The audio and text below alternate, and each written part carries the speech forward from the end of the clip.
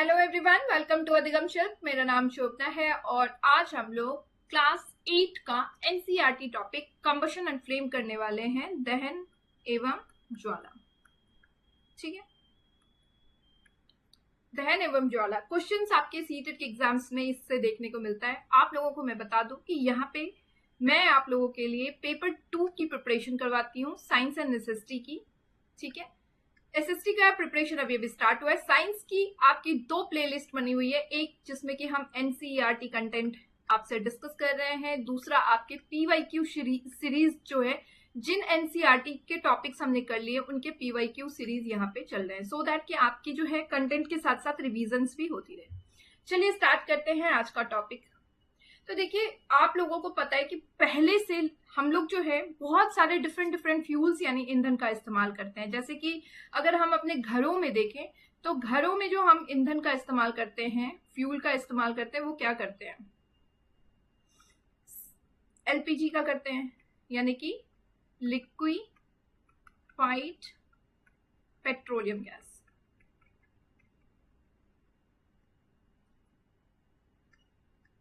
ठीक है, अब इसके अलावा हम लोग जो है सो पहले के टाइम में किसका यूज करते थे? कोल यानी कि कोयले का इस्तेमाल किया जाता था। काव डंक यानी जिसे गोबर का गोईठा बोला जाता है, इनका इस्तेमाल किया जाता था। तो इन सारी चीजों का हम डोमेस्टिक पर्पज से यूज करते थे।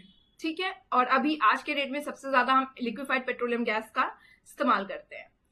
ये हमने जो है सो टॉपिक पढ़ लिया था कि लिक्विफाइड पेट्रोलियम गैस का इस्तेमाल हम करते हैं क्योंकि ये सबसे इजी ट्रांसपोर्टेशन होता है। ये इजी फ्यूल्स जो होते हैं पाइप्स के थ्रू हमको मिल जाते हैं, तो इनके काफी खासियत है। हमने ये कोल एंड पेट्रोलियम के टॉपिक में डिस्कस किया हुआ है। अब ये तो देखा घरेलू पर्पज से हम यूज करते हैं। आगे हम व्हीकल्स में किसका यूज करते हैं? तो हमारी गाड़ी, अगर 2 तरह की गाड़ियों में हम यूज करते हैं, 2 तरह के फ्यूल्स का यूज करते हैं। लेट्स सपोज कि अगर हमारी गाड़ी हल्की गाड़ी है, तो इसके लिए हम किसका यूज करते हैं? इसके लिए हम सीएनजी का इस्तेमाल करते हैं। लेकिन अगर हमारी गाड़ी जो है वो भारी है, तो उसके लिए हम किसका यूज करते हैं? डीजल का इस्तेमाल करते हैं। ठीक है, तो इस तरह से हम यूज करते हैं। अब आपके इंडस्ट्रियल पर्पस के लिए भी आप अलग अलग यूज करते हैं, फ्यूल्स का इस्तेमाल करते हैं। ये जो फ्यूल्स होता है ना, ये हमें क्या देता है? ये हमें हीट देता है, काफी अमाउंट में हीट देता है। जैसे आप जो है सो फ्यूल्स के तौर पे जैसे घरों में खाना बना रहे हैं, तो बिना हीटिंग के जो है आपका काम नहीं बनेगा, आपका खाना नहीं पकेगा। ठीक है, अब यहीं से हमारा इस्तेमाल चीजें टॉपिक से स्टार्ट होती है, कंबशन एंड फ्लेम की टॉपिक स्टार्ट होती है। और अब देखते हैं फ्यूल का क्या यूजेस है, फ्यूल हमारे लिए कितना इंपॉर्टेंट है। इन चीजों को हम अपने टॉपिक्स में स्टार्ट करें। सबसे पहले चलिए कंबशन टॉपिक को देखते हैं। देखिए, कंबशन जो होता है, कंबशन हमारा एक रासायनिक प्रक्रिया है। ठीक है, दहन क्या है? हमारा एक रासायनिक प्रक्रिया है, यानी कि केमिकल चेंज। कैसे है? तो देखिए, कोई भी जो सब्सटेंस, केमिकल चेंज का क्या होता है कि जब कोई सब्सटेंस जो है किसी चीज के साथ में रिएक्ट करेगा, तो ये रिएक्ट करके क्या देता है हमको? ये एक नया सब्सटेंस, नया पदार्थ हमको देता है, न्यू सब्सटेंस हमको देता है, राइट? न्यू सब्सटेंस हमें देता है। ये चीजें पता है केमिकल रिएक्शन के बारे में। अब कंबशन क्यों है हमारा? Chemical changes. तो कंबशन में क्या होता है कि कोई भी सब्सटेंस जो होता है वो ऑक्सीजन के साथ में रिएक्ट करता है। लेट्स सपोज आप चारकोल को ले लीजिए। ठीक है, जब ये ऑक्सीजन के साथ में रिएक्ट किया तो इसने हमको क्या दिया? इसने हमको दिया कार्बन डाइऑक्साइड, प्लस हमको इसके साथ में इसने दिया हीट प्लस लाइट। ठीक है, ये हो गया हमारा प्रकाश और ये हो गया हमारा ऊष्मा। इसके अलावा दूसरा एग्जाम्पल हम ले सकते हैं कि अगर मैग्नीशियम है, ठीक है, ये अगर ऑक्सीजन के साथ में किया है रिएक्ट, तो मैग्नीशियम ऑक्साइड दिया, प्लस इसने दिया हीट यानी कि ऊष्मा, प्लस दिया लाइट यानी कि प्रकाश, राइट? तो यानी कि प्रोसेस कंबशन यानी दहन जो होता है ना, दहन की प्रक्रिया में कोई सब्सटेंस, कोई पदार्थ जो होता है हमारा, वो क्या होता है, वो बर्न होता है, जलता है। किसके प्रेजेंस में? एयर के प्रेजेंस में। यानी आपने यहां भी देखा कि ऑक्सीजन का बहुत ही ज्यादा जरूरी था जलने के लिए, क्योंकि कोई भी सब्सटेंस को जलने के लिए सबसे पहले ऑक्सीजन जो है उसके लिए बहुत इंपॉर्टेंट है। ऑक्सीजन का सप्लाई अगर मिलेगा तभी कोई सब्सटेंस जो है वो हमारा जलता है। तो यानी कि आपने क्या देखा कि दहन की जो प्रक्रिया है उसमें कोई भी सब्सटेंस, कोई भी पदार्थ जो है, अगर उसको ऑक्सीजन का सप्लाई मिल रहा है तो वो जल रहा है, और जल करके वो हमको क्या दे रहा है? हीट एंड लाइट दे रहा है। ठीक है। अब इसने यहाँ पे भी आपने देखा कि ये जो है एक नया सब्सटेंस दिया प्लस हीट लाइट दिया, यहाँ पे भी एक नया सब्सटेंस दिया, इसलिए इसको हम केमिकल रिएक्शन कहते हैं, क्योंकि यहां से हमको क्या मिल रहा है? यहां से हमको एक नया सब्सटेंस, न्यू पदार्थ, नया पदार्थ मिल रहा है। क्लियर है ये चीज? ठीक है। एक बार फिर से एक्सप्लेन कर दूं कि दहन की प्रक्रिया में जब कोई सब्सटेंस को किसी भी पदार्थ को अगर ऑक्सीजन का सप्लाई मिल रहा है तो वो क्या करता है? वो ऑक्सीजन के साथ में रिएक्ट करता है, जलता है, और जलने के साथ साथ हमको एक नया सब्सटेंस देता है प्लस हीट एंड लाइट देता है। ठीक है। अब यहाँ पे जैसे कि चारकोल अगर ऑक्सीजन के सपोर्ट में जला तो आपने देखा carbon dioxide plus heat and light मिला, यहाँ भी आपको नया सब्सटेंस मिला है। मैग्नीशियम जब जला तो भी उसने magnesium oxide plus heat and light हमको दिया है। ठीक है। तो ये चीजें जो है ये इंपॉर्टेंट है कि केमिकल रिएक्शन क्यों है। आई जस्ट होप कि आपका ये चीज क्लियर हो गया होगा कि कोई सब्सटेंस जो होता है वो केमिकल रिएक्शन, कोई कंबशन जो है वो केमिकल रिएक्शन क्यों कहलाता है। चलिए, अब ये तो हमने देखा दहनशील पदार्थ यानी कि कंबस्टिबल सब्सटेंस क्या होता है। तो जो पदार्थ, जो भी सब्सटेंस जलता है, जलने वाला जो सब्सटेंस होता है ना हमारा, वो कहलाता है दहनशील पदार्थ, जलने वाला पदार्थ। अब देखिए नॉर्मली कि क्या आप पानी को जला देंगे? पानी से आग लगा देंगे? नहीं लगाएंगे। तो यानी कि आग लगाने के लिए आपको किस चीज की जरूरत है? ऑक्सीजन के सप्लाई के साथ साथ उस सब्सटेंस का जलना भी तो जरूरी है ना। जैसे कि पेपर है, पेपर को आप क्या कर रहे हैं? पेपर को आप ऑक्सीजन का सप्लाई देंगे तो वो जल जाएगा।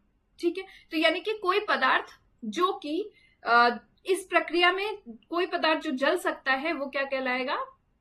दहनशील पदार्थ, कंबस्टिबल सब्सटेंस कहलाएगा। अच्छा, इस कंबस्टिबल सब्सटेंस को हम फ्यूल भी, ईंधन भी कहते हैं। ठीक है। क्यों? क्योंकि आपने देख लिया यहाँ पे भी कि कंबस्टिबल सब्सटेंस जो है वो जल रहा है, फ्यूल हमारा जलता है, साथ ही ये क्या प्रोड्यूस कर रहा है? कंबस्टिबल सब्सटेंस को ऑक्सीजन की जरूरत होती है और ये जल करके हीट एंड लाइट देता है। फ्यूल हमारा ईंधन भी कुछ ऐसे ही हमें हीट एंड लाइट देता है। तो कंबस्टिबल सब्सटेंस जो होता है उसको हम फ्यूल कहते हैं, फ्यूल भी कहते हैं। अब कुछ कंबस्टिबल सब्सटेंस जो होते हैं ना, दहनशील पदार्थ जो होते हैं वो जलते हैं। ठीक है। और जल करके हीट एंड लाइट देते हैं। ठीक है। कुछ दहनशील पदार्थ जो होते हैं वो क्या करते हैं? जलते जलते वो हमको क्या देते हैं? वो हमको ग्लो देते हैं या फिर फ्लेम देते हैं, ज्वाला देते हैं।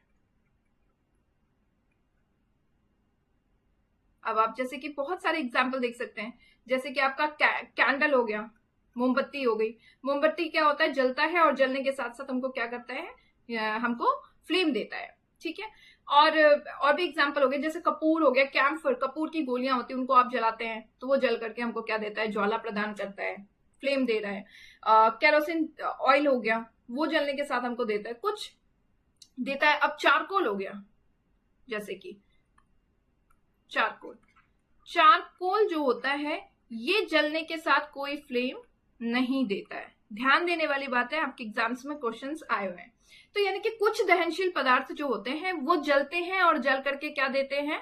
फ्लेम देते हैं। कुछ दहनशील पदार्थ, अब वो और कुछ जो होते हैं वो जलते जलते क्या होते हैं? खुद वेपराइज होते रहते हैं, खुद ही वेपराइज होते रहते हैं।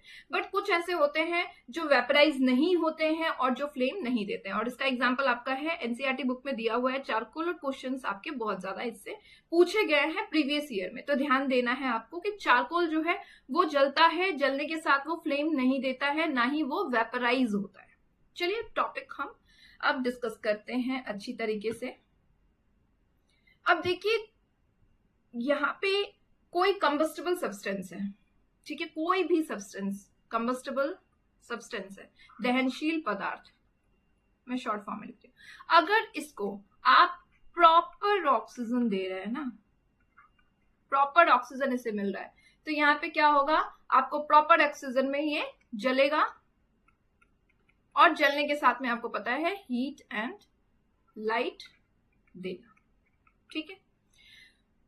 ये जो प्रोसेस होता है जिसमें प्रॉपर तरीके से जल जाता है, जलने के साथ आप देखेंगे कि ऐश यानी कि जो राख होती है वो बच जाती है। जैसे पेपर हो गया, पीस ऑफ पेपर, उसको आपने जलाया, वो कंप्लीटली जल गया, ठीक है, और जलने के साथ उसमें आपको क्या मिला, ऐश मिला, और साथ में आपने देखा कि जब वो जल रहा था तो आपको हीट भी मिल रहा था और लाइट भी, प्रकाश भी मिल रहा था, ठीक है।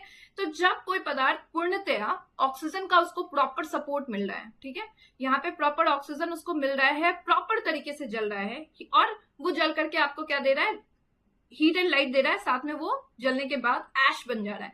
तो ये एग्जांपल होता है कंप्लीट कंबशन का, ठीक है, क्लियर है ये चीज। लेकिन कुछ ऐसे पदार्थ जिनको कि प्रॉपर ऑक्सीजन नहीं मिल रहा है, कुछ ऐसे कंबस्टेबल सब्सटेंस, दहनशील पदार्थ, जिनको कि इम्प्रॉपर ऑक्सीजन मिल रहा है, नॉट सफिशिएंट। तो ये क्या होता है, ये जलता है, और जलने के साथ ये कार्बन मोनोऑक्साइड गैस हमको देता है, साथ में स्मोक हमको मिलता है, ठीक है, धुआं आपने देखा होगा। अब जैसे लकड़ी हो गई, ठीक है, लकड़ी में, लकड़ी गीली है, लेट्स सपोज कि पूरी तरीके से उसको जो है फ्यूल नहीं मिला, आपने उसको जो है सो पूरी तरीके से फ्यूल, उसको ऑक्सीजन का सप्लाई नहीं मिला, बहुत तेज जो है सो बारिश का मौसम है, जो भी है, बहुत सारे रीजंस है। तो आपने देखा होगा कि लकड़ी जो है जब जलती नहीं है ना पूरी तरीके से, तो वो क्या करता है, वो हमको धुआं देता है। यानी आप कह सकते हैं कि यहाँ पे क्या हो रहा है, प्रॉपर ऑक्सीजन यहाँ पे नहीं मिल रहा है, और कार्बन पार्टिकल्स जो है वो यहाँ पे जम जा रहे हैं, बच रहे हैं कार्बन मोनोऑक्साइड के फॉर्म में। और ये जो कार्बन मोनोऑक्साइड गैस होता है ये हमारे लिए काफी डेंजरस होता है। चलिए, अब नेक्स्ट है हमारा टॉपिक इग्निशन टेम्परेचर, ठीक है। इग्निशन टेम्परेचर क्या होता है, तो इग्निशन टेम्परेचर होता है हर एक सब्सटेंस का अपना एक लोएस्ट टेम्परेचर, न्यूनतम तापमान होता है जिससे उसको आग लग सकती है, ठीक है। मतलब हर सब्सटेंस, जो भी पदार्थ है, लेट्स सपोज पेपर है, वुड है, ठीक है, और क्या ले सकते हैं, क्लॉथ है। अब आप क्या करिए, एक माचिस का तीली लीजिए और इससे लगाइए आग, पेपर में बहुत जल्दी आग लग जाएगी। इसी माचिस के तीली से इसमें लगाइए आग, लग जाएगी, लगेगी क्या, लकड़ी मोटी है, मोटी लकड़ी है, तो क्या इसमें आग लगेगी, नहीं लगेगी। इसके लिए आपको ज्यादा मेहनत, ज्यादा टेम्परेचर, ज्यादा तापमान देने की जरूरत पड़ेगी। अब कपड़ा है, लेट्स सपोज कि कोई कपड़ा है, कॉटन का कपड़ा है, अब इसमें आप जो है इसी माचिस के तीली से सीधा आग लगाइए, तो क्या उसी, जिस तरह से पेपर में आग लगा उसी तरह से वुड में आग लग रहा है, या उसी तरीके से कपड़े, कॉटन के कपड़े में आग लग रहा है, नहीं लग रहा है, हर एक का अलग है। पेपर में बहुत जल्दी आग लग गया, क्लोथ्स और वुड में, लकड़ी में तो बिल्कुल नहीं लगेगा माचिस की तीली से, इसके लिए आपको ज्यादा तापमान देने की जरूरत पड़ेगी। क्लोथ्स में भी आपको इसी तरीके से जो है नहीं लगेगा, उसके लिए भी थोड़ी ज्यादा तापमान देने की जरूरत पड़ती है। यानी कि कहने का ये मतलब है कि हर एक सब्सटेंस, हर एक जो पदार्थ होता है ना, हर एक पदार्थ यानी कि सब्सटेंस, इसका अपना एक फिक्स्ड लोएस्ट टेम्परेचर होता है, ठीक है, न्यूनतम तापमान होता है। अगर ये इस न्यूनतम तापमान पे है तो यहां से जो है आग लगना स्टार्ट करेंगे, हो सकता है। लेट्स सपोज कि जैसे कि आपने देखा होगा फॉस्फोरस के बारे में, व्हाइट फॉस्फोरस है, तो व्हाइट फॉस्फोरस जो है ना, अगर व्हाइट फॉस्फोरस को आप 30 डिग्री सेल्सियस, इसका लोएस्ट टेम्परेचर है, अगर इसको 30 डिग्री से नीचे का टेम्परेचर मिल रहा है, 25 डिग्री मिल रहा है, 27 डिग्री मिल रहा है, 20 डिग्री मिल रहा है, तो यहाँ पे क्या होगा, इसमें आग नहीं लगेगी, ठीक है, आग नहीं लगेगी, ठीक है। लेकिन अगर आप इसको इस लेवल से ऊपर जा रहे हैं, इसका जो लोएस्ट लेवल है यहाँ पे जो है, यहाँ से क्या कह रहा है, ये लेवल जो है अगर आप इससे रेज कर रहे हैं तो ये आग यहाँ से लग सकता है। अब इसको आप 31 डिग्री सेल्सियस का टेम्परेचर इसको मिल रहा है या 35 का मिल रहा है, तो यहाँ से डेफिनेटली आग जो है वो लग सकती है। ठीक है, यानी हर एक टेम्परेचर, हर एक सब्सटेंस जो होता है उसका एक लोएस्ट टेम्परेचर होता है, न्यूनतम तापमान होता है जिस पर किसी पदार्थ में आग लग सकती है। और ये न्यूनतम लोएस्ट टेम्परेचर यानी कि इग्निशन टेम्परेचर जो होता है वो हर एक सब्सटेंस का अलग अलग होता है। ठीक है, क्लियर है ये चीज? वुड का अलग होगा लोएस्ट टेम्परेचर, और पेपर का अलग होगा लोएस्ट टेम्परेचर, क्लोथ्स का अलग होगा, अभी अभी आपने देखा व्हाइट फॉस्फोरस का अलग है। ठीक है, ये बात क्लियर है, समझ में आ गई कि आप अगर उस इग्निशन टेम्परेचर से हाई अगर आप टेम्परेचर दे रहे हैं तो वहां से क्या होगा कि वो उसमें आग लग सकती है, लेकिन अगर उससे उसको लो टेम्परेचर मिल रहा है तो वो जो है उसमें वो सेफ है, उसमें आग नहीं लगेगी फिर। अब इसके अलावा आपका जो है एक इनफ्लेमेबल सब्सटेंस होते हैं, ज्वलनशील पदार्थ होते हैं। क्या होते हैं? तो कुछ सब्सटेंस हमारे ऐसे होते हैं, एक मिनट में से इरेज कर लूं सो दैट की चीजें जो है क्लियर हो जाए।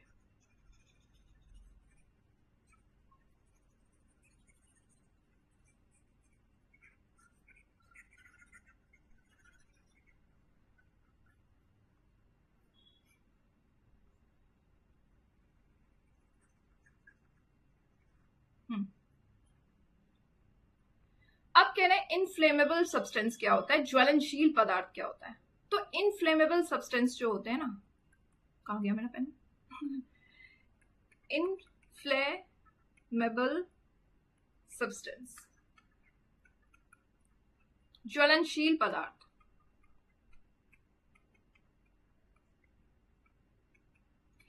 अब कुछ ऐसे सब्सटेंस होता है ना जिसका इग्निशन टेम्परेचर जो होता है, इग्निशन टेम्परेचर यानी कि न्यूनतम तापमान जिसको कहते हैं आप, एक वो लोएस्ट टेम्परेचर जो भी होता है, न्यूनतम तापमान, ये बहुत ही ज्यादा कम होता है, बहुत कम। अभी अभी आपने जैसे कि देखा था फॉस्फोरस का न्यूनतम तापमान जो था वो बहुत कम था।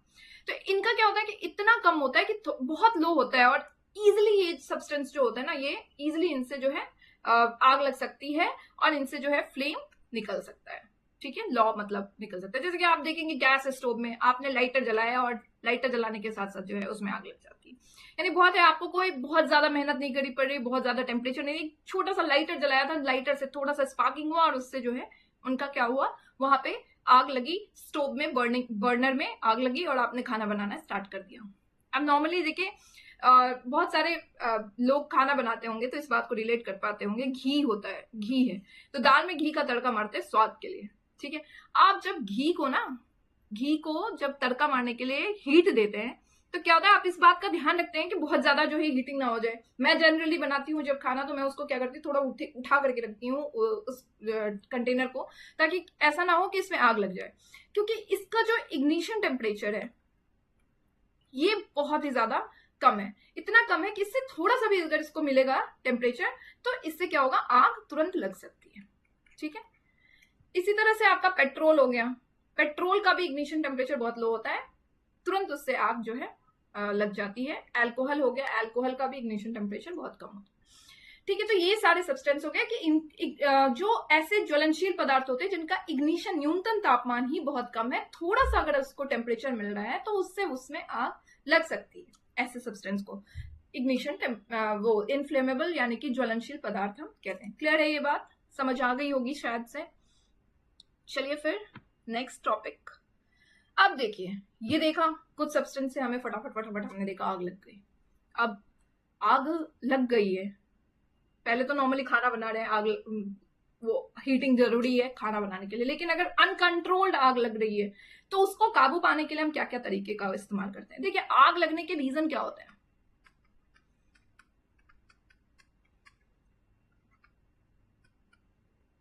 कारण। तो आग लगने का सबसे ज्यादा रीजन क्या हो सकता है, एक तो प्रॉपर ऑक्सीजन का सप्लाई उसको मिल रहा होगा, किसी भी कंबस्टेबल सब्सटेंस को प्रॉपर ऑक्सीजन का सप्लाई मिल रहा होगा तभी आग लगेगी। दूसरा चीज क्या है कि उसका जो इग्निशन टेम्परेचर है, इग्निशन टेम्परेचर यानी कि लोएस्ट टेम्परेचर है, उससे जो है टेम्परेचर रेज हो रहा होगा, बढ़ रहा होगा, तब जो है आग लगेगी। यानी कि ये दो रीजन तो है ही कि इनमें से कोई रीजन है, या तो प्रॉपर ऑक्सीजन का सप्लाई मिल रहा है या फिर उस सब्सटेंस का जो न्यूनतम तापमान है उससे अधिक तापमान जो है उसको मिल रहा है, इस वजह से आग लग रही है। अब जनरली हमारे साथ क्या होता है, हम आग लगती है तो हम सबसे पहले पानी ढूंढते हैं कि पानी डालो पानी डालो पानी डालो। तो यानी कि आग को काबू पाने का सबसे बेस्ट तरीका क्या है? पानी हम इस्तेमाल करते हैं। बट सारे केसेस में क्या हम पानी इस्तेमाल करेंगे? बिल्कुल भी नहीं, सारे केसेस में हम पानी इस्तेमाल नहीं करेंगे। अब यहां से आपके एग्जाम्स में आते हैं क्वेश्चन, तो यहां से आपको देखने की जरूरत है। अगर आपने नोटिस किया, रीजन आपको आग का पता लग गया कि आग जो है वो लकड़ी यानी कि वुड और पेपर से लग रहा है, तो आप क्या करेंगे? वाटर यानी कि पानी का इस्तेमाल करेंगे। क्यों? सबसे पहले आप क्या कर रहे हैं? ऐसा करके, मतलब आग से काबू पाने के लिए रीजन क्या है? काबू कैसे पाएंगे? ऑक्सीजन के सप्लाई को आप कट कर देंगे, उसके इग्निशन टेम्परेचर जो है, न्यूनतम तापमान, उससे उसको लो लेके जाएंगे। अगर आप लो लेके जाएंगे तो वो सब्सटेंस जो है उसका न्यूनतम तापमान से कम आपने पहुंचा दिया है, वहां पे पहुंच गया है, तो वो आग बुझ जाएगी। अब यहाँ पे क्या है कि लकड़ी पे अगर आप पानी डाल रहे हैं तो आप उसके इग्निशन टेम्परेचर को क्या कर रहे हैं? लो कर रहे हैं। पेपर पे अगर आप पानी डाल रहे हैं तो इससे इग्निशन टेम्परेचर उसका लो हो रहा है, ठीक है, आग बुझ जा रहा है। यहाँ पे ये रीजन आपका हो गया, क्लियर है? आप इसमें पानी का इस्तेमाल करते हैं। बट आग अगर आपने नोटिस किया कि पेट्रोल या फिर डीजल की वजह से लगी हुई है, तो क्या आप इसमें पानी का इस्तेमाल करेंगे? नहीं करेंगे। भाई तो पानी का इस्तेमाल यहां हम क्यों नहीं कर रहे हैं? एक सेकेंड,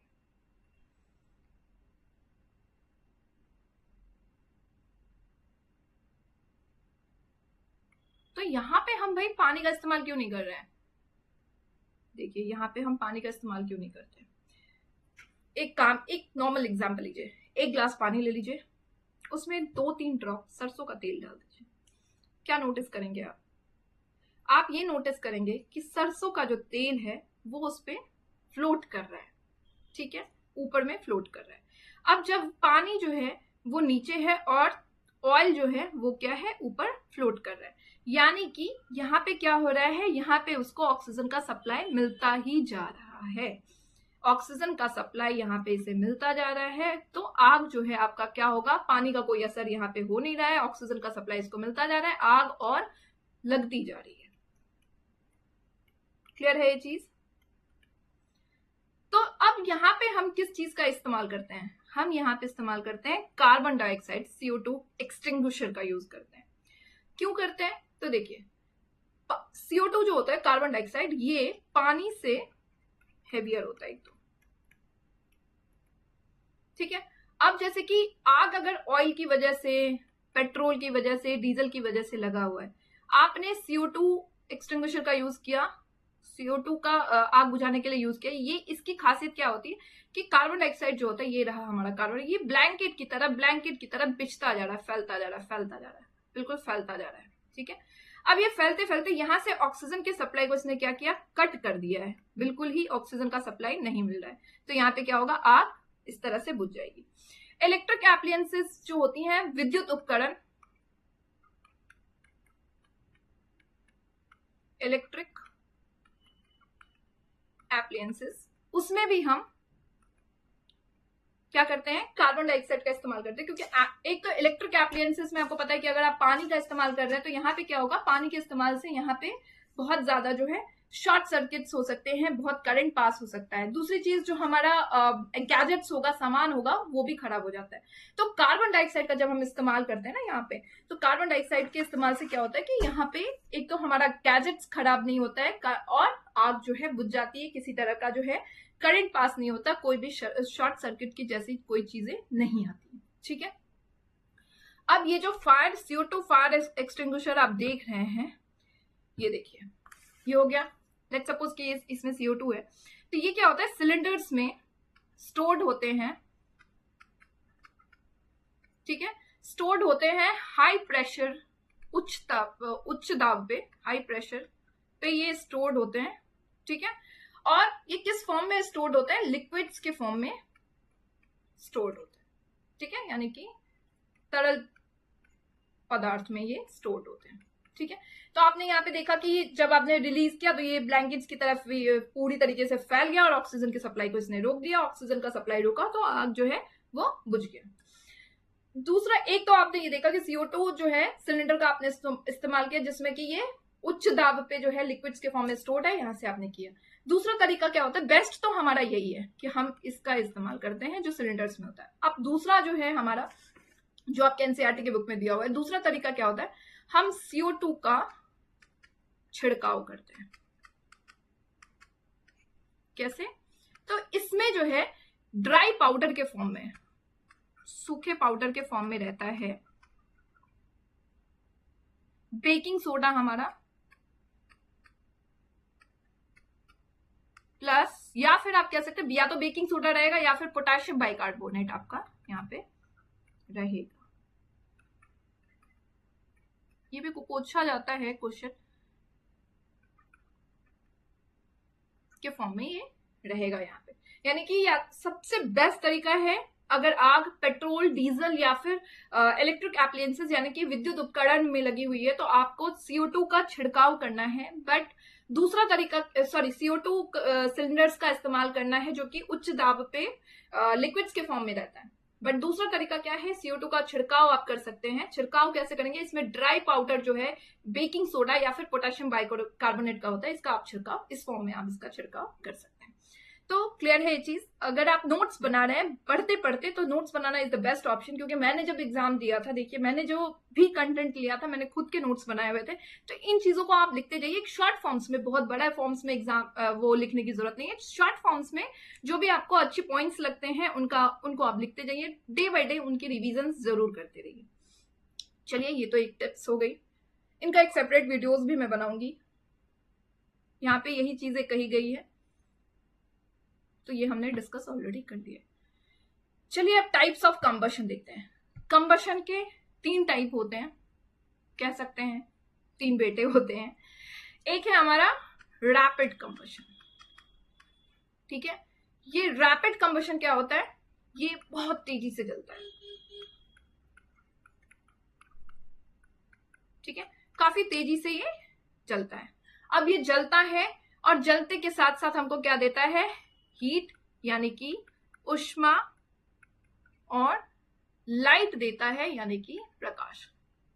रिलेट कैसे करेंगे, CNG, LPG गैस स्टोव हमारा हो गया, बहुत तेजी से जला, लाइटर जलाया, बुम हुआ, जल गया। बुम नहीं हुआ मतलब बहुत ज्यादा आग नहीं लगी है, इतनी आग लगी है जितने से हमारा खाना बन जाएगा।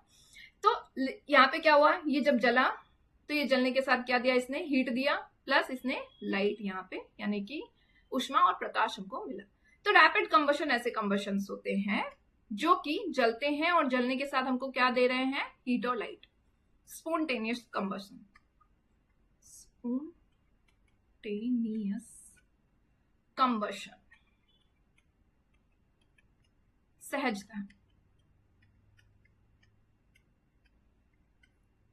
अब इसमें क्या होता है कि इसको जलने के लिए किसी सब्सटेंस की, किसी रीजन की जरूरत नहीं होती है, ये अपने आप ही जल जाता है। मतलब जैसे फास्फोरस का आपने एग्जांपल लिया था, तो फास्फोरस जो है ना, अगर इसको ऑक्सीजन का सप्लाई मिलेगा तो ये क्या होता है, फटाफट इसमें आग लग जाती है, एकदम बुम हो जाता है, एकदम बुम होकर के बिना किसी रीजन के ये क्या होता है, बर्स्ट हो जाता है।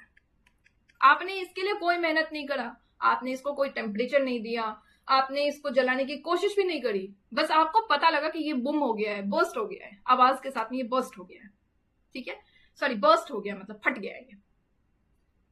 तो ये हो गया है स्पॉन्टेनियस कंबशन, जिसमें इसमें क्या हो रहा है कि इसमें कोई सब्सटेंस, पदार्थ जो है, कोई कंबस्टेबल सब्सटेंस, ये क्या हो रहा है, ये बिना किसी कारण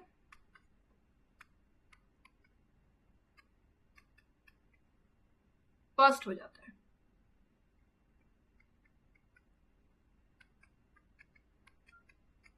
इसलिए पता है क्या, फास्फोरस को ना हम ज्यादातर क्या करते हैं, लिक्विड्स में स्टोर करके रखते हैं ताकि इसको ऑक्सीजन का सप्लाई ना मिले और ये अपने आप बर्स्ट ना हो। स्पॉन्टेनियस कंबशन का बेस्ट एग्जांपल हमारा क्या है, फास्फोरस है।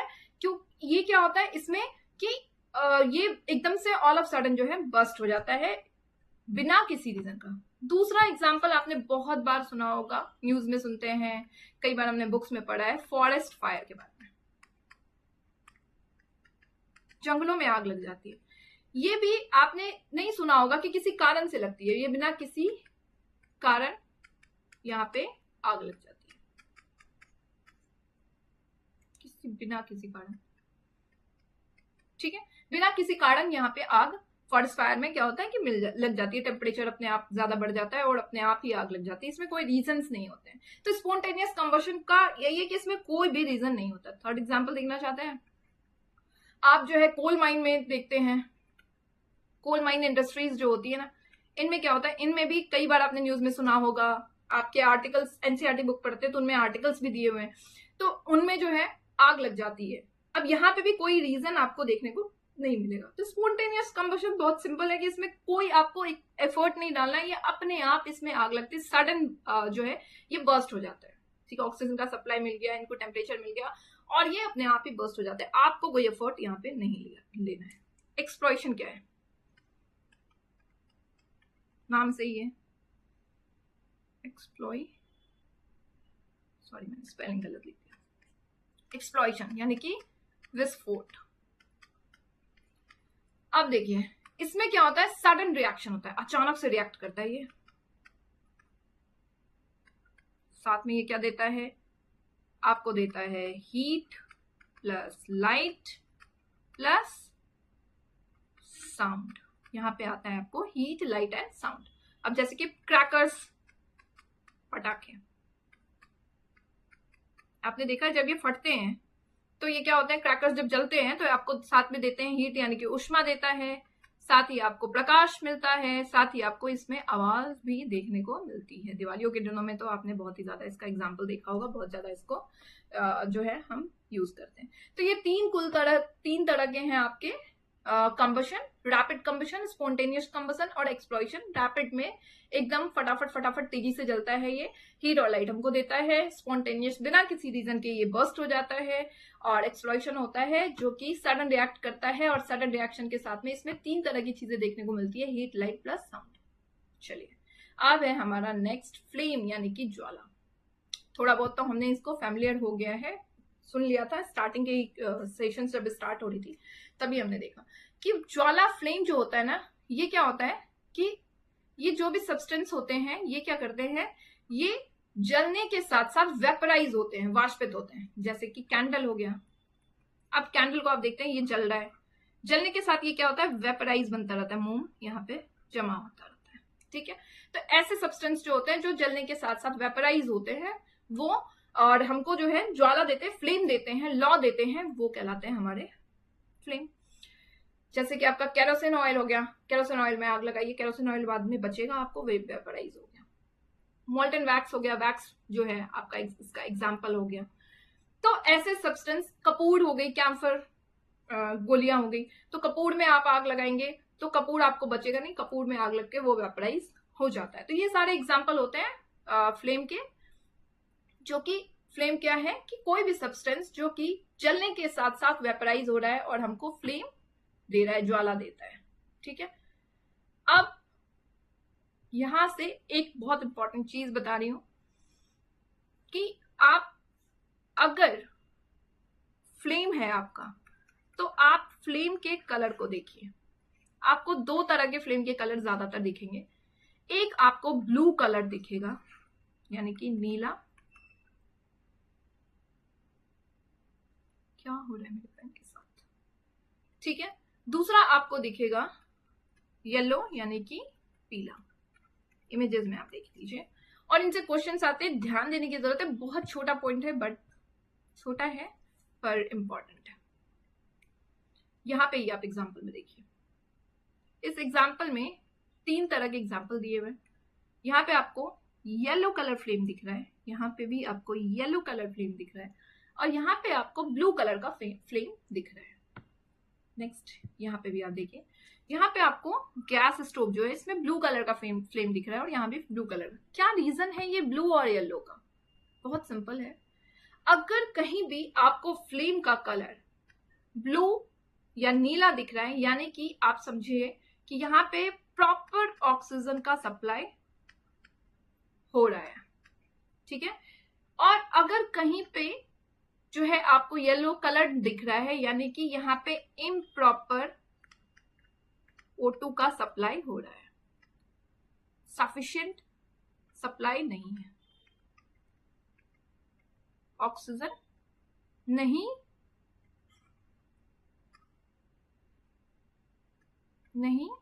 मिल रहा है। ठीक है, और ये क्वेश्चंस में आए हुए हैं आपके, यानी क्लियर है। दो कलर के फ्लेम अगर आपको देख रहे हैं तो आप रिलेट करिएगा, जहां भी आपको येलो कलर का फ्लेम मिलेगा यानी कि आप समझिए कि यहाँ पे जो है येलो कलर का फ्लेम है, यानी कि ऑक्सीजन उसको उतना नहीं मिल रहा है जितना उसको मिलने की जरूरत है। और अगर ब्लू कलर का फ्लेम है, नीले कलर का फ्लेम है, यानी कि आप समझिए कि इसको प्रॉपर ऑक्सीजन का सप्लाई इस फ्लेम में मिल रहा है। ठीक है, क्लियर है ये चीज। यहीं पे मैंने बताया है कि सफिशिएंट अमाउंट ऑफ ऑक्सीजन जो है वो प्रोड्यूस करता है, कोई भी सब्सटेंस कंप्लीटली यहाँ पे बर्न होता है और ये प्रोड्यूस करता है ब्लू फ्लेम या फिर नॉन ल्यूमिनस, इसको हम कह सकते हैं गैर चमकदार या फिर नीली लौ वो उत्पन्न करता है। ठीक है, क्लियर है ये चीज। कोई भी सब्सटेंस यानी प्रॉपर कंप्लीटली बर्न हो रहा है, और अगर इनसफिशिएंट और पर्याप्त ऑक्सीजन मिल रहा है यहाँ पे, तो यहाँ पे क्या है कि यहाँ पे अर्धजले कार्बन आपको देखने को मिलेंगे। ठीक है, कार्बन पार्टिकल्स आपको देखने को मिल जाएगा, और आपको जो है यहाँ पे येलो कलर का फ्लेम आपको देखने को मिल जाएगा। ठीक है, और ये अर्धजले जो कार्बन परमाणु होते हैं उन्हीं के कारण आपको यहाँ पे येलो कलर का फ्लेम देखने को मिल जाता है। नीले कलर का फ्लेम मिल रहा है, यहाँ पे कोई ये सफिशिएंट पूर्णतया ये जल रहा है, कोई भी पार्टिकल्स यहाँ बच नहीं रहा है, बट जहां बच रहा है येलो कलर के फ्लेम में बच रहा है, और यहाँ पे जो है क्या हो रहा है, आपको अनबर्न्ड कार्बन के एटम्स अर्धजले कार्बन परमाणुओं देखने को मिल रहे हैं। क्लियर है। अब चलिए कैंडल्स के बारे में एक बार हम देखते हैं, नहीं इससे पहले फ्लेम का देखते हैं। तो देखिए यहाँ पे कह रहा है कैंडल्स जो है ये फ्लेम देता है, बिल्कुल देता है, कैंडल्स फ्लेम दे रहा है। मैग्नीशियम जो है ये भी व्हाइट कलर का फ्लेम हमको देता है। कैम्फर जो है ये भी जलता है, फ्लेम हमको देता है। कैरोसिन स्टोव्स आपने देखा है, कैरोसिन जो है वो ब्लू कलर का फ्लेम आपको देता है, लेकिन चारकोल जो है ये फ्लेम नहीं देता है। ठीक है, क्लियर है ये चीज कि कौन कौन से जो है इमेजेस आपने हिंदी में भी मैंने डाला हुआ है। मोमबत्ती जो है आपकी वो ज्वाला देता है, आपने देखा मैग्नीशियम देता है, कपूर की जो गोलियां होती है वो भी जलती है और ज्वाला देता है, मिट्टी के देते हैं, लेकिन लकड़ी का जो कोयला है ये किसी तरह का फ्लेम नहीं देता, साथ ही साथ ये वेपराइज भी नहीं होता, वाष्पित ये नहीं होता है। क्लियर है। एग्जाम्स में क्वेश्चंस आते हैं इसलिए मैं इस टॉपिक को बार बार आप लोगों के साथ में रिमाइंड करवाती हूँ। अब देखिए कैंडल्स के जो जोन है ये जोन बहुत अच्छे से देखने की जरूरत है। एक बार आप इमेजेस को देखिए, इमेजेस के थ्रू आपको दिखेंगे। ये रहा आपकी मोमबत्ती है यहाँ पे, ठीक है, मोमबत्ती यहाँ पे है। अब यहाँ पे आपने देखा दो पार्ट है, एक तो वैक्स का पार्ट है, ये मोम का पार्ट है, और ये जो है बाती यानी कि विक है ये आपकी। ठीक है, बाती फैमिलियर है हम लोग। चलिए अब इसमें आपने देखा 3 जोन आपको यहाँ पे देखने को मिल रहा है। सबसे जो ऊपर का जोन है ये है हमारा आउटर जोन। ठीक है, कभी सबसे ऊपर के जोन में हाथ डाल के देखिए, बहुत गर्म लगेगा, ऐसा करना नहीं है। तो आउटर जोन जो है वो हॉटेस्ट होता है, सबसे गर्म हमको यहाँ पे गर्म होता है। ठीक है, सबसे गर्म है, यानी कि यहाँ पे कंप्लीट कंबशन हो रहा है, ऑक्सीजन प्रॉपर यहाँ पे मिल रहा है, और जहां भी ऑक्सीजन प्रॉपर मिल रहा है कलर ब्लू होगा ही होगा। क्लियर है ये चीज। नेक्स्ट क्या है, तीसरा बीच का जोन होता है हमारा ये वाला पार्ट, मिडिल जोन। ठीक है, अब ये मिडिल जोन जो है ना, यहाँ पे पार्शियली कंबशन हो रहा है, मतलब ऑक्सीजन जो है अपर्याप्त ऑक्सीजन यहाँ पे मिल रहा है, अपर्याप्त इनसफिशिएंट या फिर पार्शियल कंबशन यहाँ पे होगा, क्योंकि यहाँ पे क्या हो रहा है, इनकम्प्लीट कंबशन का एग्जांपल होगा, पार्शियली कंबशन हो रहा है कि ऑक्सीजन मिल भी रहा है और ऑक्सीजन नहीं भी मिल रहा है, जितना उसको मिलने की जरूरत है उतना तो नहीं ही मिल रहा है, यानी कि यहाँ पे कलर क्या हो रहा है, येलो कलर हो रहा है। ठीक है, अब ये जो एरिया है ये ठीक ठाक गर्म होता है, सिंपल भाषा में बता रही हूँ। ठीक है, लास्ट हमारा जो है वो है हमारा इनर मोस्ट जोन।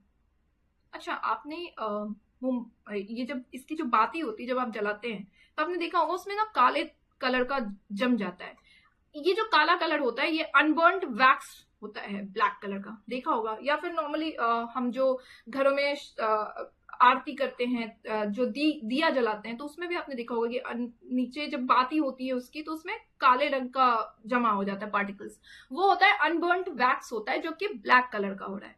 ये बता रहा है कि यहाँ पे जो है कोई कंबशन नहीं हो रहा है, और ये सबसे लीस्ट हॉट होता है, मतलब सबसे कम गर्म होता है। ठीक है, क्लियर है। सबसे ऊपर का पार्ट क्या होगा आपका, सबसे ज्यादा गर्म है, क्योंकि यहाँ पे कंप्लीट कंबशन हो रहा है, ब्लू कलर का फ्लेम दे रहा है, या फिर आप उसको कह सकते हैं नॉन ल्यूमिनस, गैर चमकदार जोन है। ठीक है, बीच का जो पार्ट है वो ठीक ठाक गर्म है, क्योंकि यहाँ पे पार्शियल कंबशन हो रहा है, इनसफिशियंट ऑक्सीजन इसको मिल रहा है, इसलिए ये क्या है, येलो कलर है, और यहाँ पे ठीक ठाक गर्म है आपको। बट जो सबसे लास्ट पार्ट होता है वहां पे क्या है, वहां पे लीस्ट हॉट है, सबसे कम गर्म, मतलब बिल्कुल कम। ठीक है, ये जो पार्ट होता है ये क्या है, यहाँ पे बिना जली मोमबत्ती का सबसे आंतरिक क्षेत्र होता है। ठीक है, मोमबत्ती का जो काला रंग का आपको दिखता है, ये क्या है, बिना जली हुई मोमबत्ती का सबसे आंतरिक क्षेत्र है, जो काला रंग का कार्बन पार्टिकल्स आपको यहाँ पे देखने को मिलते हैं। ठीक है, क्लियर है ये चीज, और इससे भी क्वेश्चंस आते हैं, आपको देखना है, जानना है इन चीजों को। चलिए, आई जस्ट होप कि ये वाला भी कॉन्सेप्ट समझ में आ गया। अब देखिए, एक एक्टिविटी आपके जो है एनसीईआरटी बुक में दिया हुआ है कि ये जो गोल्ड बनाने वाले गोल्ड स्मिथ होते हैं, ये क्या करते हैं ना कि इनके पास एक मेटालिक वो होती है, पाइप होती है, फूकने वाली मेटल की बनी हुई पाइप होती है। ये क्या करते हैं कि ये जो सबसे ऊपर का जो जोन होता है, आउटर मोस्ट जोन, वहां पे ये जो है उसका यूज करते हैं, ब्लो करते हैं। ठीक है, क्वेश्चन में दिया हुआ है कि गोल्ड स्मिथ्स जो है blow the outer most zone of a flame with the metallic, outer most zone में वो क्या करते हैं, मेटालिक पाइप से ब्लो करते हैं। ठीक है, गोल्ड और सिल्वर को मेल्ट करने के जब प्रोसेस में रहते हैं तब। तो ऐसा क्यों करते हैं, क्योंकि आउटर मोस्ट जोन, अभी अभी हमने देखा, आउटर मोस्ट जोन जो होता है सबसे गर्म होता है। ठीक है, सबसे गर्म होता है, इसलिए क्या होगा, गोल्ड और सिल्वर जो कि वो ऑर्नामेंट्स बना रहे हैं, आभूषण बना रहे हैं, तो गोल्ड और सिल्वर यहाँ पे क्या होगा, गोल्ड और सिल्वर यहाँ पे इजिली मेल्ट हो जाएगा। क्लियर है ये चीज? ठीक है, तो ये एक छोटा सा टॉपिक, ये क्वेश्चन आपके दिया हुआ है, मतलब एक्सपेरिमेंट्स दिए हुए हैं आपके एनसीईआरटी के बुक में। इसके अलावा एक्सपेरिमेंट दिया गया है आपके एनसीईआरटी बुक में कि एक कॉपर वायर है, कॉपर की तार है, इस तार को आपको क्या करना है कि नॉन ल्यूमिनस जोन जो होता है, नॉन ल्यूमिनस जोन, गैर चमकदार एरिया, कौन सा होता है, कमेंट सेक्शन में जरूर बताइएगा कौन सा होता है। आउटर मोस्ट जोन वैसे होता है। ठीक है, तो ये जो नॉन ल्यूमिनस जोन होता है, यहाँ पे 30 सेकंड के लिए उस तार को इन्होंने छोड़ दिया। उसके बाद इन्होंने नोटिस किया कि ये जो कॉपर वायर है, ये जो वायर है, इसकी कलर जो है बदल करके, कलर इसका क्या हो गया है, कलर इसका हो गया है हॉट, और एकदम रेड हॉट, मतलब लाल हो गया है, गर्म से लाल हो गया है। क्यों? क्योंकि नॉन ल्यूमिनस जोन जो है वो वहां पे क्या हो रहा है कि वहां पे सबसे ज्यादा हीटिंग मिल रही है, हीटिंग मिलने की वजह से वो सबसे ज्यादा गर्म हो रहा है, रेड हॉट हो रहा है। तो ये एक चीजें आपके बुक में दी हुई थी, एक्सपेरिमेंट्स। चलिए अब आगे बढ़ते हैं। देखिए, फ्यूल के बारे में हम सभी को पता लग गया है कि फ्यूल जो होता है ईंधन होता है। फ्यूल के बारे में मैंने पहले ही क्लास में, सबसे पहले सेशन के स्टार्टिंग में ही आपसे डिस्कस कर लिया कि फ्यूल जो है वो ईंधन है, ये हमें हीट लार्ज अमाउंट में, काफी मात्रा में जो है हमें वो देता है, हीट देता है, ऊष्मा प्रदान करता है। अब फ्यूल जो है, इनसे गैसेस जो है वो प्रोड्यूस होती है, जैसे कि कार्बन मोनोऑक्साइड गैसेस प्रोड्यूस होती हैं। बट हमारे लिए सबसे बेस्ट फ्यूल क्या है, सबसे बेस्ट फ्यूल को, आइडियल फ्यूल का एग्जाम्पल क्या होना चाहिए, तो आइडियल फ्यूल होता है, आइडियल फ्यूल जो होता है वो उसका होता है इग्निशन टेम्परेचर उसका लो होना चाहिए। ठीक है, यानी कि उसका जो टेम्परेचर है, एक न्यूनतम तापमान, न्यूनतम तापमान जहां से कोई पदार्थ हमारा जो है जलना शुरू हुआ है वो लो होना चाहिए, कम होना चाहिए, ताकि आपको बहुत ज्यादा जो है एफर्ट नहीं लगाना पड़े। जैसे कि आप एलपीजी गैसों के न्यूनतम तापमान है, ठीक है। अब हाई कैलोरीफिक वैल्यू होनी चाहिए। तो सबसे पहले कैलोरीफिक वैल्यू देखते हैं, कैलोरीफिक वैल्यू क्या होता है, फिर आगे डिस्कस करेंगे। कैलोरीफिक वैल्यू होता है कि आपने 1 kg फ्यूल को क्या किया, फ्यूल को किया है बर्न, जलाया है, ठीक है।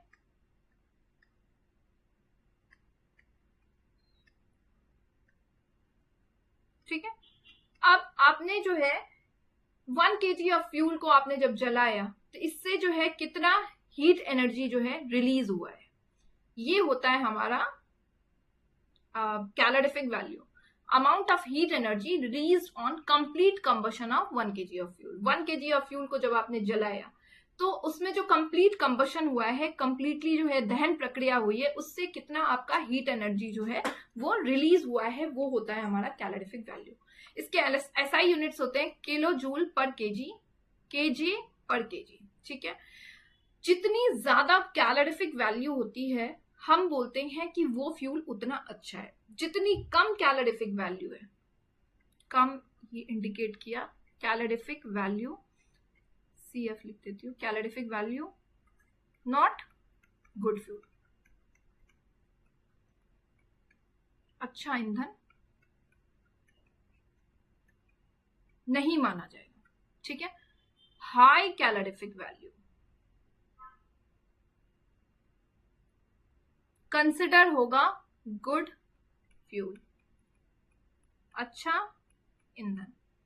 क्लियर है चीज कि जितना ज्यादा वैल्यू उतना बढ़िया फ्यूल, जितना कम वैल्यू उतना खराब फ्यूल। अब जैसे कि काउ डंक, गोबर हो गए, तो गोबर की जो कैलोरीफिक वैल्यू होती है वो कुछ इतनी होती है, कम होती है, 6000 से 8000। वुड की कैलोरीफिक वैल्यू आप देखिए, अब यहाँ पे काउ डंक से आप कंपेयर करिए बायोगैस को, देखिए इसकी कैलोरीफिक वैल्यू कितनी ज्यादा है। तो यानी कि आपका जो है काउ डंक क्या है, ये अच्छा फ्यूल नहीं है।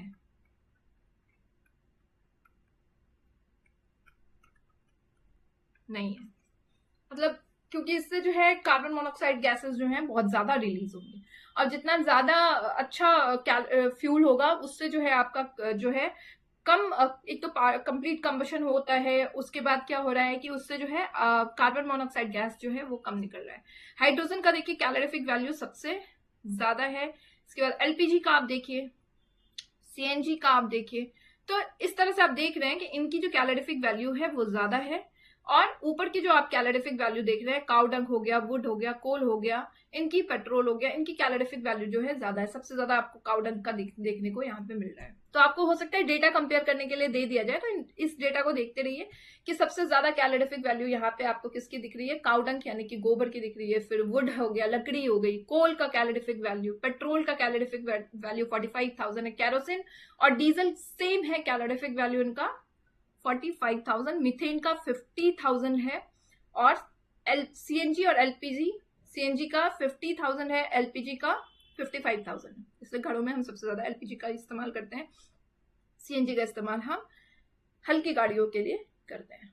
तो यानी कि ये देखा आपने, कैलोरीफिक वैल्यू उसकी क्या होनी चाहिए, ज्यादा होनी चाहिए, ठीक है। Moderate rate of combustion, combustion का जो रेट होना चाहिए वो मॉडरेट होना चाहिए। लो पॉल्यूशन मतलब उससे जो है कोई कार्बन पार्टिकल्स, कार्बन कोई गैसेस जो है वो ना निकले, कम निकले, काफी कम निकले, किसी तरह का अवशेष वो ना छोड़े, या फिर बहुत कम अवशेष वो छोड़े। सस्ता होना चाहिए आपके लिए, स्टोर करने में, ट्रांसपोर्टेशन में, मतलब यातायात स्टोर करने में, उसको ले जाने में, उसको हैंडल करने में इजी हो। तो देखिए बहुत सारे कैरेक्टरिस्टिक्स, सारे गुण तो किसी भी फ्यूल में, किसी भी ईंधन में नहीं मिलता है, बट अगर सबका कंपेयर करें तो सबसे बढ़िया हमारा होता है नेचुरल गैस, क्योंकि सबके कंपैरेटिवली इनका जो है क्या है, ये बेस्ट फ्यूल है। एक तो इसकी इग्निशन टेम्परेचर जो है वो क्या है, लो इग्निशन टेम्परेचर है, साथ साथ कैलोरीफिक वैल्यू इसकी हाई है, मॉडरेट रेट ऑफ कंबशन है, बहुत कम पॉल्यूशन ये छोड़ता है, देता है हमको, सस्ता भी है, इजी टू ट्रांसपोर्ट है। तो नेचुरल गैस इन सारे रिक्वायरमेंट्स में फिट होता है और इसको जो है इसलिए कंसिडर करते हैं गुड फ्यूल में। ठीक है, तो ये हमारा एक छोटा टॉपिक था। चलिए एक बार हम साइड इफेक्ट्स देखते हैं। साइड इफेक्ट्स हमारा क्या है? तो देखिए साइड इफेक्ट्स होता है कि फ्यूल जो होता है ना वो जब बर्न होता है तो कुछ कुछ जो है हमारे लिए वो प्रॉब्लम्स क्रिएट करता है। जैसे एक तो आपने देखा कि ये जो है हमारे लिए क्या करता है, जैसे वुड हो गया, हमारी लकड़ी हो गई, आपने अभी भी देखा, कोल हो गया और पेट्रोल हो गया। तो ये क्या करते हैं, अनबर्न्ड पार्टिकल्स रिलीज करते हैं और कार्बन मोनोऑक्साइड गैसेस इनसे रिलीज होती है, जिससे कि हमको सांस लेने में रेस्पिरेटरी प्रॉब्लम होती है। रेस्पिरेटरी डिजीजेस जैसे कि आप कह सकते हैं अस्थमा हो गया, अस्थमा, लंग्स डिजीजेस हो गई, तो ये सब होता है। ठीक है, अब आपने देखा कि कार्बन डाइऑक्साइड गैसेस जो होती हैं, कार्बन ऑक्साइड गैस, ये क्या होता है कि ये हमारे सराउंडिंग्स में ही रहता है और ये हमें बहुत गर्माहट देती है, जिसके रिजल्ट्स के तौर पे हमको ग्लोबल वार्मिंग देखने को मिल जाता है। एयर पॉल्यूशन का देख ही लिया कि अपने एयर को ये पॉल्यूट कर रहा है। गैसेस, पॉइजनस गैस जो होते हैं जैसे कार्बन मोनोऑक्साइड गैसेस जो है निकलते हैं, ये काफी वो होते हैं, पॉल्यूट करते हैं हमारे एयर को। ठीक है, अब एसिड रेन्स के रिस्पॉन्सिबल होते हैं। कैसे? तो जैसे कोल हो गया, डीजल हो गया, ये कोल या फिर डीजल जो होते हैं ना, ये क्या करते हैं, ये हमारे सराउंडिंग्स में सल्फर डाइऑक्साइड फॉर्म्स में गैसेस SO2 रिलीज करते हैं। ठीक है, और पेट्रोल जो होता है वो नाइट्रोजन ऑक्साइड ये रिलीज करता है। अब ये दोनों ये गैसेस जो होते हैं जब ये वाटर के साथ में घुल जाते हैं तो ये देते हैं हमको एसिड रेन। ये वाटर के साथ में घुल करके ये कराते हैं एसिड रेन। अब ये एसिड रेन जो होता है ना, इससे हमको बहुत नुकसान होता है, जैसे कि हमारे स्किन से रिलेटेड डिजीजेस हो सकती है। आपने वो देखा होगा ताजमहल का जो कलर है वो येलोइश होता जा रहा है, क्योंकि एसिड रेन्स की वजह से भी उसका कलर जो है वो येलो होता रहा है। क्रॉप्स जो होती हैं हमारे, उनपे जो है बहुत ज्यादा इसका असर देखने को मिलता है। ठीक है, तो ऑलमोस्ट हमारा टॉपिक हो गया है कंप्लीट। बस एक छोटा सा आपके जो बुक में एक छोटी सी टॉपिक है जिसको हम एक बार डिस्कस कर लेते हैं। ठीक है, आपके बुक में माचिस के बारे में बताया गया है, मैच बॉक्स, माचिस का डब्बा। ठीक है, तो देखिए माचिस की जो तीली होती है, मैच, इसमें आपको मिलता है, माचिस की जो तीली होती है उसमें होता है एंटीमोनी,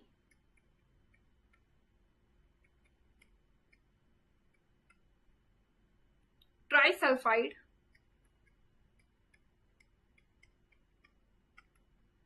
और साथ में इसमें होता है पोटेशियम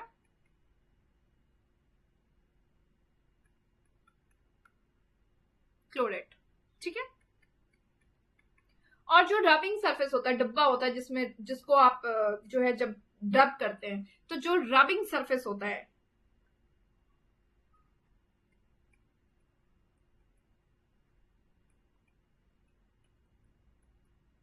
ये जो रबिंग सरफेस समझ चुके हैं कि माचिस का जो डब्बा होता है जिसमें आप जो है माचिस की तीली को रब करते हैं, तो उसमें आपका होता है पाउडर्ड ग्लास। ठीक है, पाउडर्ड ग्लास के साथ इसमें थोड़ा सा लिटिल रेड फॉस्फोरस इसमें होता है। ठीक है, रेड फॉस्फोरस इसमें होता है। अब क्या करते हैं, जब आप मैच को इस पे रब करते हैं, ठीक है, आपने पाउडर माचिस के डब्बे को आप गौर से देखेंगे ना, तो उसमें जो है गौर से देखेंगे थोड़ा चमक भी आपको देखने को मिलेगा कि पाउडर ग्लास इसमें होता है और थोड़ा सा रेड फॉस्फोरस। अब जब उसको रब करते हैं, तो रब जब आप करते हैं तो उसमें होता है फ्रिक्शन यानी कि घर्षण। ठीक है, अब इस घर्षण से क्या होता है कि ये जो रेड फॉस्फोरस होता है, ये घर्षण के कारण ये रेड फॉस्फोरस कन्वर्ट किस में हो जाता है, व्हाइट फॉस्फोरस में। ठीक है, ये व्हाइट फॉस्फोरस में कन्वर्ट हो जाता है और ये इमीडिएटली रिएक्ट कर जाता है किससे, ये पोटेशियम क्लोराइड से। इमीडिएटली तुरंत ये पोटेशियम क्लोराइड से रिएक्ट कर जाता है,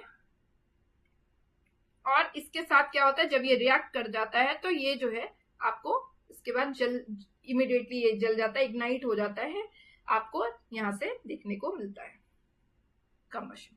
ठीक है, तो ये एक छोटा सा टॉपिक था हमारा जो कि आपके एग्जाम्स में आते हैं, और ये भी क्वेश्चंस आपके एग्जाम्स में आ जाते हैं कि क्या होता है मैथस्टिक में क्या होता है। तो ये ध्यान देना है कि आपको माचिस की तीली में क्या देखने को मिलता है, एंटीमोनी ट्राइसल्फाइड और पोटेशियम क्लोराइड। रबिंग सरफेस में आपको पाउडर ग्लास और थोड़ा सा रेड फॉस्फोरस, जब ये आप इसमें घर्षण देते हैं तो इससे व्हाइट फॉस्फोरस में ये वो हो जाता है, चेंज हो जाता है, और पोटेशियम क्लोराइड के साथ रिएक्ट करता है, फिर ये उसके बाद वहां से आपको कंबशन देखने को मिल जाता है। ठीक है, तो ये छोटा सा टॉपिक था हमारा। इसके साथ साथ मैं आपसे रिक्वेस्ट ये करूंगी कि आप जो भी पढ़ रहे हैं उनका एक छोटा सा नोट्स बनाते जाइए जो कि आपके लिए बेनिफिशियल होगा। और ये मैं आपसे इसलिए बार बार कह रही हूँ क्योंकि ये मेरा खुद का एक्सपीरियंस है और काफी बेनिफिट्स मिलते हैं। अगर आप नोट्स नहीं बना सकते हैं तो आप मुझे बता सकते हैं, आपको नोट्स अवेलेबल करा दिए जाएंगे। बाकी ये जो है पीडीएफ फॉर्म में आपको टेलीग्राम चैनल पे मिल जाएगा जिसका लिंक आपको डिस्क्रिप्शन बॉक्स में दिया जाएगा। तो वीडियोस अगर मेरी अच्छी लग रही है तो इसे लाइक, शेयर और सब्सक्राइब जरूर करिएगा। मिलते हैं नेक्स्ट सेशन में नेक्स्ट वीडियोस के साथ में, तब तक के लिए बाय बाय, टेक केयर।